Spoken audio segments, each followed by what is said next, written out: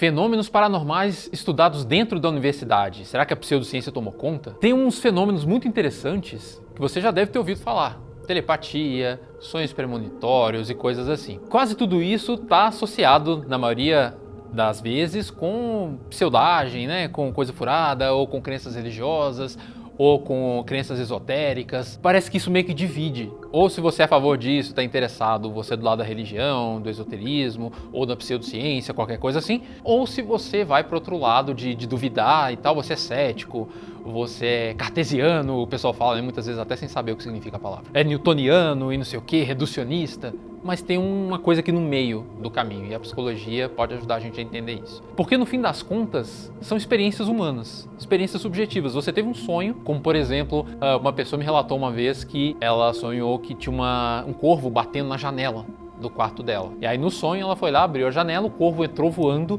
e pousou na cama da avó dela, que morava com ela. Ela acordou, achou aquilo estranho e tal, passou ali 1 dia, 2 dias, a avó faleceu. Então ela acabou interpretando aquilo como um sonho premonitório. Aquele sonho foi uma dica antecipada, um spoiler, né, no mau sentido, do que viria a acontecer com a avó dela. Será que isso foi um sonho premonitório mesmo? Será que dá para estudar isso cientificamente? Dá, sem cair em pseudociência, eu já te falo como. Uma das formas, antes de eu falar qual é a forma, deixa o like aqui embaixo, siga a gente, clica no sininho para não perder as notificações. Voltando, uma das formas de estudar isso cientificamente é através de uma pegada que a gente chama de fenomenológica. Qual que é o lance? É entender qual é a regularidade, quais são os detalhes que se repetem regularmente ali entre essas experiências, que mesmo se for tudo fruto da cabeça da pessoa, isso não é suficiente para a gente perder o interesse. Pode ser super interessante a gente ver de que formas isso se repete na vida das pessoas, o que parte disso é afetado pela cultura, que parte disso pode ter alguma coisa genética, talvez algum padrão do cérebro recorrente. E lá nos anos 30, já teve uma pesquisadora pioneira que estava interessada nisso e fez uns estudos bacanas, que é a Louisa Rhine, ou Louisa Rhine, depende de onde você está falando. Ela era da Universidade de Duke, nos Estados Unidos, onde ela fazia pesquisas com o marido dela, o Joseph Banks Rhine, fundaram o primeiro laboratório de parapsicologia do mundo. E a Louisa Rhine ficava por conta, muitas vezes, de responder às cartas que as pessoas mandavam, relatando fenômenos paranormais. Dependendo da sua idade, você não é da época das cartas, tá, gente? As pessoas mandavam cartas. A Xuxa recebia um monte de carta. Então, a Louisa Rhine também recebia um monte de cartas. E aí, ela com milhares de textos, milhares de relatos das pessoas, resolveu sistematizar. Ela pensou, nossa, será que eu, com esses milhares de exemplos aqui, consigo ver padrões nessas experiências? E será que esses padrões ensinam a gente a entender melhor o que está acontecendo, a ver hipóteses e tal?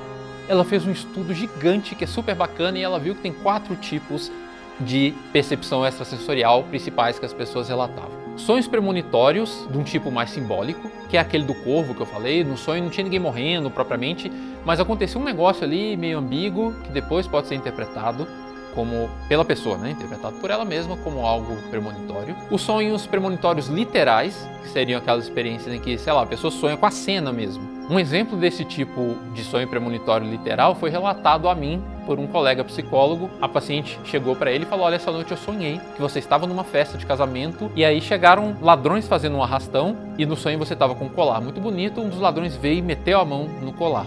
Ele achou aquilo interessante e tal, mas deixou para lá. Poucos dias depois ele estava numa festa de casamento usando esse colar e ele fala que no meio da festa, que era num gramado, num lugar aberto, chegaram ladrões mesmo, fizeram um arrastão no casamento, viram o colar dele, pegaram. Independentemente de qualquer coisa, eu só estou dando um exemplo de um sonho premonitório que seria literal. A pessoa teria sonhado exatamente com a mesma imagem. O terceiro tipo de premonição é a premonição literal, em que a pessoa acordada, ela veria uma imagem de algo que está acontecendo, ela teria uma percepção de algo que ela não poderia ter acesso pelos sentidos, daí o extrasensorial. Um exemplo disso vem de uma médium que eu pesquisei por muitos anos, eu entrevistei dezenas de vezes, porque ela relata um monte de experiências interessantes, e ela conta que um dia ela estava trabalhando no escritório, estava lá digitando, e ela viu na frente dela, como se fosse uma tela mental, a imagem do pai dela, já bastante idoso, como ele era na época, estirado no chão da sala. Ela já acreditava nessas coisas, ela imediatamente largou o trabalho, saiu correndo, pegou o carro, chegou em casa, na hora que ela destrancou a porta da sala, segundo ela, o pai estaria deitado no chão ali, estirado. E um tipo outro de percepção extrasensorial, o quarto tipo é a intuição mais simbólica, que a diferença dela para o sonho simbólico é que nesse caso a pessoa está acordada e ela, por exemplo, vê um passarinho batendo na janela e ela entende que aquilo é um mau agouro, alguma coisa, e aí algo acontece. É algo que precisa ser interpretado, não está ali fácil o significado. A pessoa precisa ver um sentido simbólico naquilo ali e ela depois interpreta como sendo algo extrasensorial, algo paranormal que ela vivenciou. Esses 4 tipos hoje já a gente poderia aumentar, porque já surgiram outros tipos, até por causa da tecnologia, né, gente? A gente consegue encontrar relatos, eu como pesquisador de psicologia anomalística, a gente consegue encontrar relatos ligados à tecnologia, ligados à internet, percepção extrasensorial usando a internet. Então, se a gente detecta esses padrões, a gente não está dizendo que isso aconteceu de verdade. A gente está dizendo que as pessoas vivenciaram isso internamente e elas entendem aquilo como real. Então, essa já é uma forma de você pesquisar cientificamente esses assuntos, ver os padrões e tal. Isso já te diz algumas coisas. Mas a gente também tem pesquisas experimentais sobre essa suposta habilidade humana da percepção extrasensorial. Um exemplo bastante conhecido são as pesquisas Ganzfeld. Ganzfeld é uma palavra alemã que significa campo total, campo completo, algo assim. Mas basicamente é o tipo de coisa que vocês devem ter visto naquela série Stranger Things da Netflix. Se você não assistiu, assista, é bem legal. E lá tem uma personagem que é a Eleven, que tem poderes paranormais. E num certo momento da história, mais de uma vez, ela se isola sensorialmente dentro de um tanque com água para ela poder se concentrar melhor e aí ela conseguir captar informações de outros lugares que estavam acontecendo. Essa mesma lógica está no Ganzfeld, nesse tipo de pesquisa, que eu já participei, tanto como pesquisador quanto como voluntário. Basicamente acontece assim, você pega as pessoas, leva essas pessoas para salas diferentes. Uma dessas pessoas vai para uma sala que tem um computador, e nesse computador tem umas imagens lá no banco de dados, e o computador vai sortear uma imagem do banco de dados dela e mostrar para essa pessoa.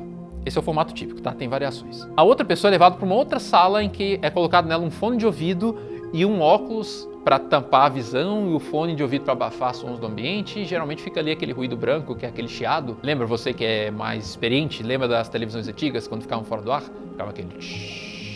É esse tipo de ruído. Qual é a lógica? É fazer a pessoa ficar numa situação de isolamento sensorial, parecido um pouco com o que a gente vê na série Stranger Things com a Eleven. E o pressuposto é, se eventualmente existir algo como a tal telepatia, é mais fácil e provável a pessoa conseguir captar isso se ela estiver isolada, né? Se ela estiver sem distratores, sem nada distraindo, sem ruído, sem imagens. E aí o que acontece? A pessoa é avisada por um sinal sutil de que a outra pessoa lá na outra sala já está vendo a imagem e tentando transmitir telepaticamente para ela. Inclusive as salas geralmente ficam em prédios diferentes. Quando eu participei de uma pesquisa dessa lá na Universidade de Padova, lá na Itália, eram prédios diferentes. E aí essa pessoa que está com fone e tudo mais, ela já estava instruída para isso, né? Ela é convidada a pensar, tentar captar mentalmente qual é a imagem que a outra pessoa está vendo lá na sala. E ela descreve, ela verbaliza, ela fala, tá vindo na minha cabeça aqui a imagem de um urso polar rolando na neve, por exemplo.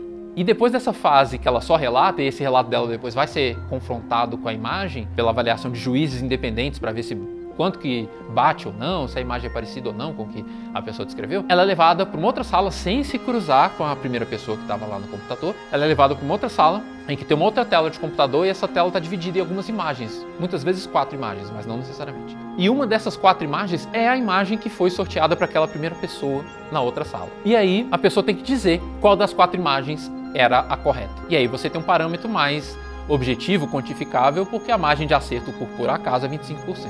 Então é claro que a pessoa pode acertar no chute, ela tem 25% de chance de acertar. O que acontece é que a gente, quando faz esse tipo de estudo, a gente não faz com uma pessoa, 2, 5, 10. A gente faz com centenas. Se a gente juntar bancos de dados com outros pesquisadores, já dá milhares de pessoas. Por quê?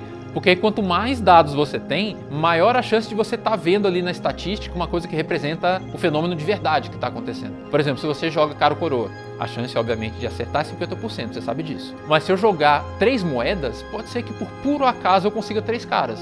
Pode ser, dado meu dia de sorte, eu consegui 3 caras. Mas se eu jogar 50 moedas, 100 moedas, 1000 moedas, por uma distribuição estatística, que é um negócio que a gente chama de lei dos grandes números, é bastante certo que a distribuição de caras e coroas vai ficar próximo de 50% a 50%. Tá? Então é por isso que você faz com muita gente, porque aí você não dá margem para sorte. Ao longo daquela quantidade imensa de tentativas, a coisa vai se comportar do jeito que era para ser mesmo. Então, se não tem nada de telepatia acontecendo e tal, a margem de acerto vai ser por volta de 25%, 25, 26, 24, vai ser por ali. E o que as pesquisas Ganzfeld têm mostrado? É muito interessante, a gente, ser uma controvérsia, vocês acham que cientista é tudo educado e não briga? Nos congressos, nas discussões virtuais, isso aí dá uma briga danada. Porque os estudos têm mostrado um desvio para além do que é esperado pelo acaso a favor da hipótese, quando a gente olha diferentes estudos, aquilo que a gente chama de meta-análise, que são estudos que comparam estudos. Tem meta-análise que não encontra nada, mas boa parte das meta-análises acaba encontrando um resultado ali, uma diferença, né? Como mostrando que o fenômeno é como se ele estivesse ali mesmo. As pessoas acertam mais do que esperado pelo acaso, tipicamente. Inclusive, se a pessoa acredita no paranormal, parece que ela acerta um pouco mais ainda. É super esquisito isso e vai contra tudo que a gente sabe sobre como o universo funciona. Ao mesmo tempo, tem um negócio que é o tamanho de efeito, que é não só se o efeito está lá, mas se ele é robusto, se ele é grande, sabe? Então, por exemplo, vamos imaginar que as pessoas estão acertando mais mesmo. Só que a margem de acerto sobe para 27%, sabe? Sobe pouco. Ou então, se a pessoa acerta, se ela acredita no paranormal, a margem de acerto sobe para 90%, entende? Então, não basta o efeito estar lá, a gente tem que ver quão forte é esse efeito. E aí, quando a gente estuda isso e usa essa métrica, que é o tamanho de efeito, o tamanho de efeito geralmente é bem pequeno. Isso gera uma controvérsia gigante, tá? Então, já foi muito debatido se isso são falhas metodológicas, se são fraudes. Essas explicações, segundo a literatura acadêmica do campo, não servem para justificar, pelo menos a maioria desses estudos que encontram resultados. O que a gente está discutindo mais é se a análise estatística que está sendo feita é correta ou não, se tem algum viés de confirmação ali dos pesquisadores. Isso está sendo amplamente debatido, isso não é óbvio. Talvez você que está me ouvindo, se você é cético em relação ao paranormal, você vai falar, não, isso aí é óbvio, isso aí é algum viés dos pesquisadores, isso é fraude e tal. Ou então, se você acredita no paranormal, você vai falar, não, isso acontece mesmo, minha avó vive tendo sonho premonitório, vive tendo telepatia com a minha tia. Então, quando a gente tenta se desvencilhar dessas concepções e ver o que os dados mostram, ainda é muito confuso. Inclusive, saiu bem recentemente agora um artigo da Associação Britânica de Psicologia, em que eles fazem uma discussão desses dados e eles usam dois pesquisadores de ponta dessa área, um que ele é mais pró a existência do fenômeno e o outro que ele é contra, o Chris Rowe e o Chris French. Os dois são Chris, né? Acho que tem uma conspiração rolando aí. Então, os dois fizeram um debate, uma troca de respostas muito interessantes, mostrando a complexidade do fenômeno, mostrando que não são respostas simples, não é simplesmente dizer que o método está todo errado, ou então dizer que é tudo fraude, ou então dizer que o fenômeno está provado e não temos mais nenhuma dúvida.